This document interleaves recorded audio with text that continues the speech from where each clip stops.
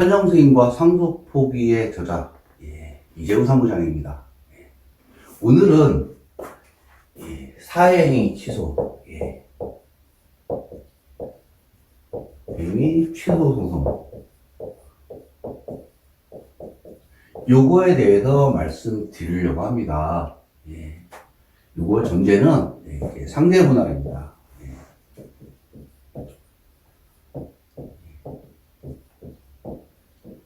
이 사회행위 취소는 뭐 여러 가지 분야가 있습니다.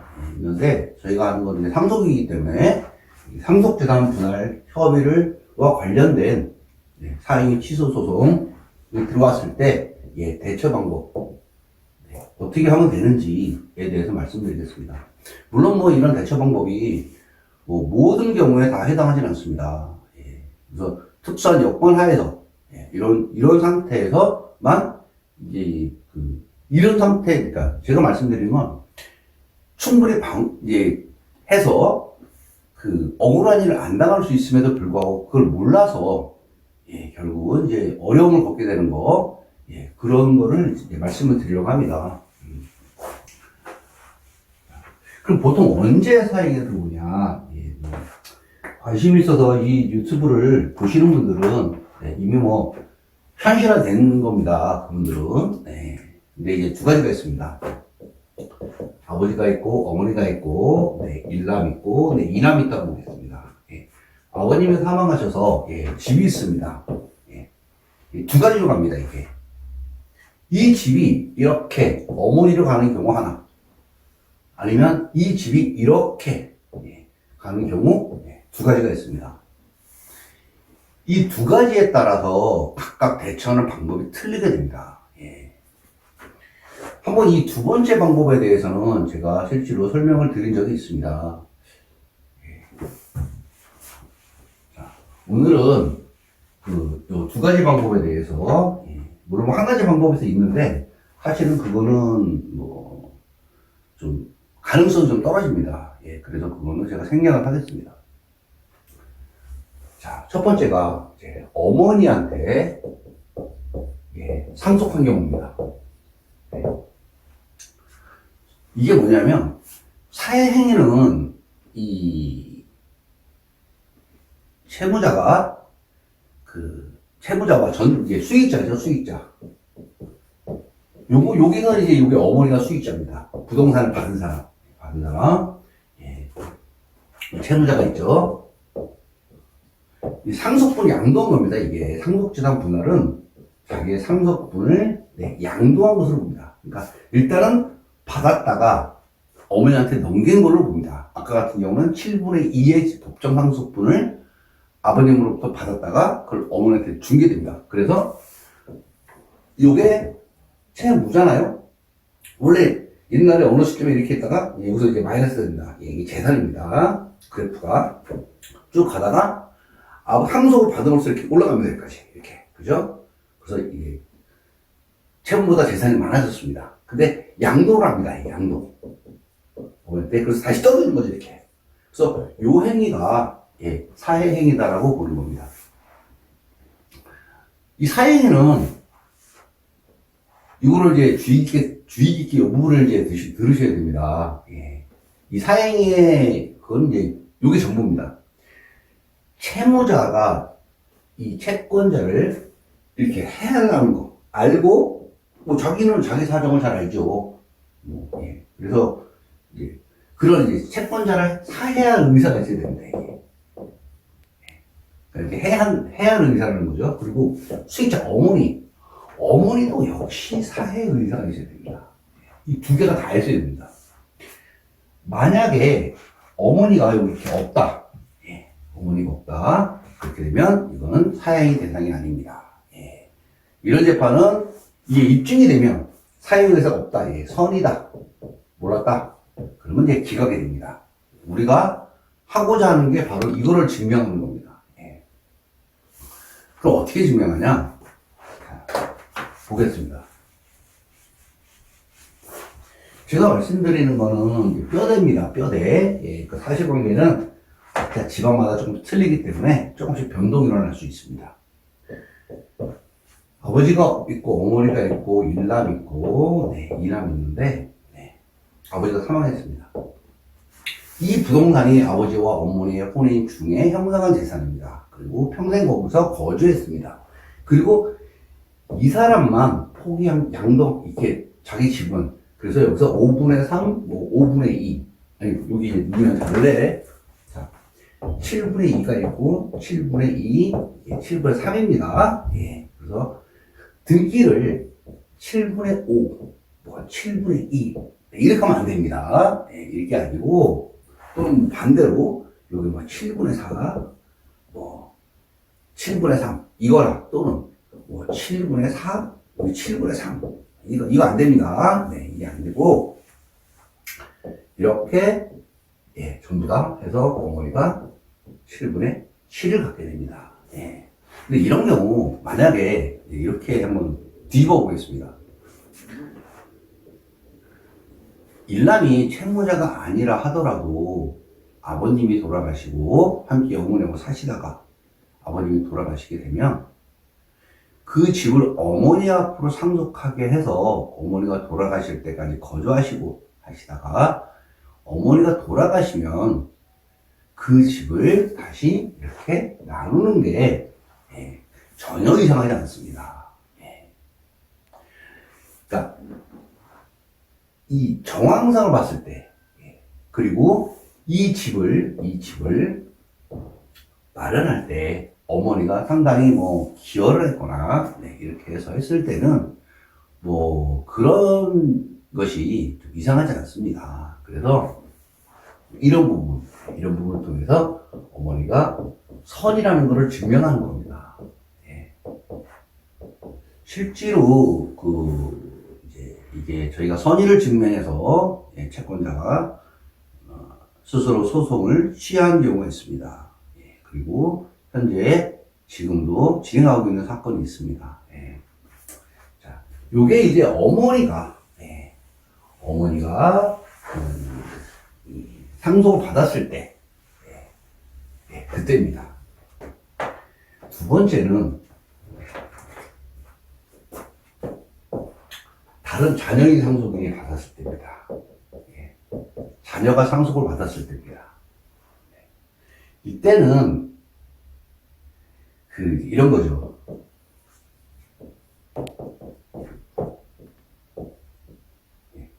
이 집이 이렇게 이제 단독으로 가는 경우입니다.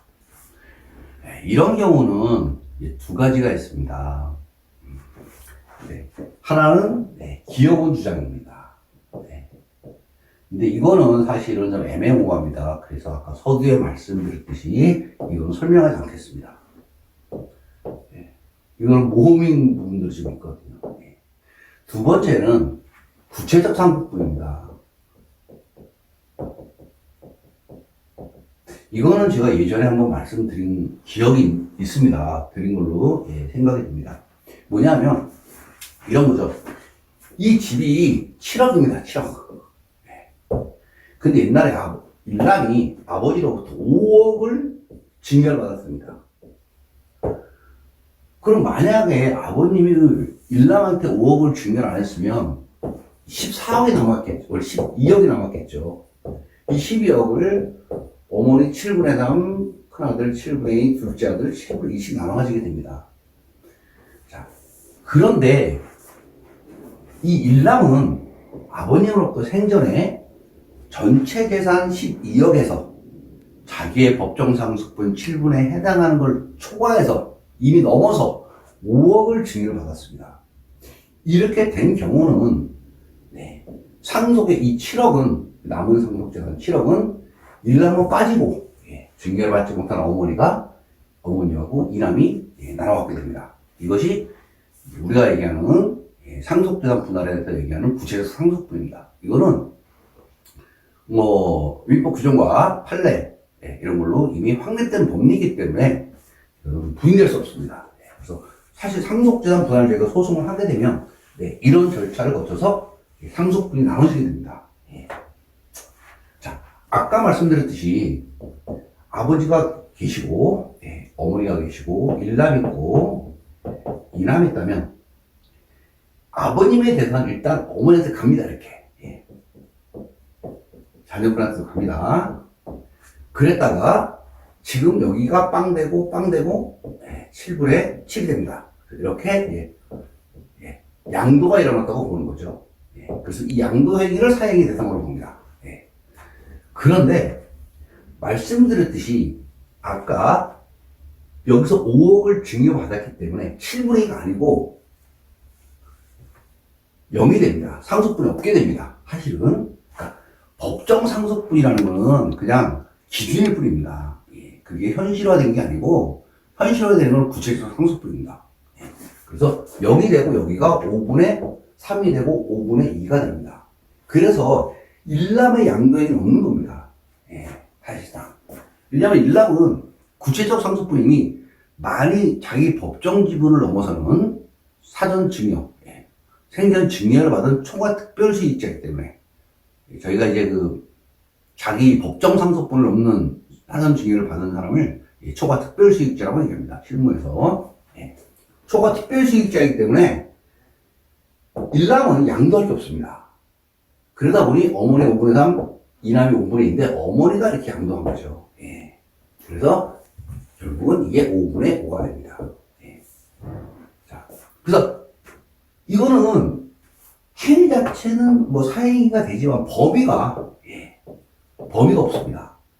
만약에 뭐 근데 5억이 아니고 1억을 받았다. 그리고 구체상속분이 1억이다.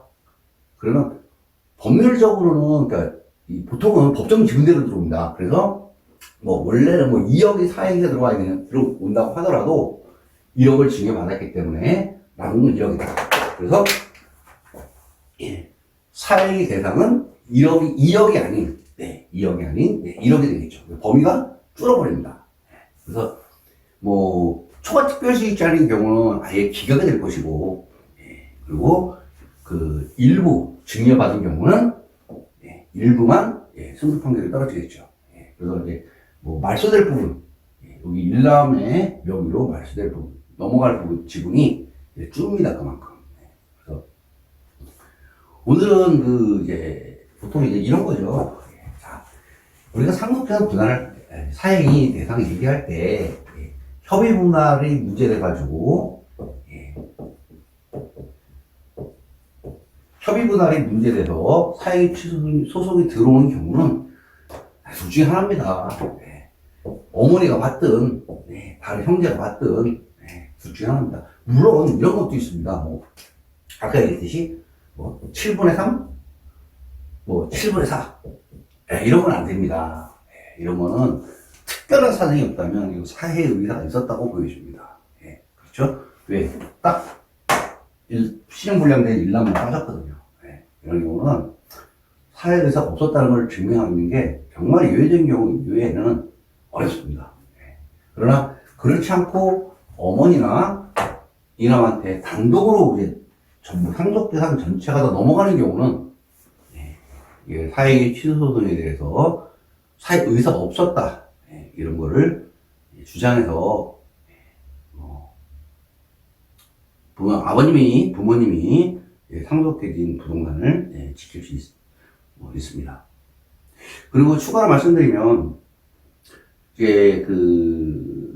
제가 오늘이 5월 마지막 주입니다. 일요일, 토요일인가 오늘. 제가 이번 주까지만 이 법률사무소에서 근무를 합니다. 그리고 이제, 그러다 보니, 다음 다른 데 가서, 그렇다고 뭐 제가 현직을 떠나는 건 아니고, 다른 데 가서 또 이제 근무를 하게 됩니다. 그러나, 지금, 뭐 다른 데가 이렇게 유튜브를 촬영할 수 있는 데가 있는지 없는지도 모르겠고, 그래서, 만약에 없다면, 스튜디오를 가든가, 저희 집에 가든가 다른 방법을, 광고를 해야 됩니다. 그러나 일단, 오늘 여기서 하는 강의는, 오늘부로, 마지막입니다. 그래서 좀 이제, 다음 주는 좀 어려울 것 같고, 다음에 유튜브 올릴 때는 다른 분위기에서, 올리게 됐습니다. 자, 그렇게만, 알아주시면 되겠습니다. 그래서 다음 주에는, 강의가 못 올라올 거라고 저는 생각이 됩니다. 왜냐면, 말씀드렸듯이 그만두고, 다른 데를 또 이렇게 해야 되니까. 아무튼 오늘 강의는 여기까지 하고, 네. 근데 뭐 왜 어떻게 보면 이런 채무자가 아버지한테 상속을 받았으면 당연히 갚아야 되는 거 아니냐. 네, 맞습니다. 네. 그러나 그것이 꼭 맞는 거냐. 예. 어머니 입장에서 보면 또 그렇지 않습니다, 이게. 그리고 채권자 입장에서 보면 채무자의 재산을 기준으로 있었지, 아버님이 사망함으로써 이 상속재산을 받는 거는 우연한 사정입니다. 예상하지 못했던 재산의 증가를 의미하는 거거든요. 과연 그것까지 사인을 볼 것이냐 하는 문제는 좀 전체적인 사회의 어떤 통념상 봤을 때 이런 거는 좀 너무 가혹한 것이 아니냐. 그래서 제가 개인적으로는 이렇게 이게 일남의 재산을 빼돌리면 이거 사익이 되는 게 맞습니다. 정당합니다. 그러나 아버님으로부터 받은 것까지 단순히 이분이 1019조에 따라서 상속 포기를 했다면 문제가 없었는데, 그렇지 않고 그 규정을 몰랐다 그래서 법률적 지식이 좀 부족하다 그래서 상속재산분할 협의를 통해서 어머니한테 집을 상속했다 그래서 그것을 말소시켜야 된다는 거는 제 개인적으로도 좀 아니지 않느냐, 너무 가혹하지 않느냐, 가족들한테. 그래서 이렇게 강의를 하게 됐습니다. 궁금하신 게 있으면 직접 전화 주시거나 댓글 달아주시면 되겠습니다. 자, 오늘은 여기까지 하고 다음에는 어딘지 모르겠지만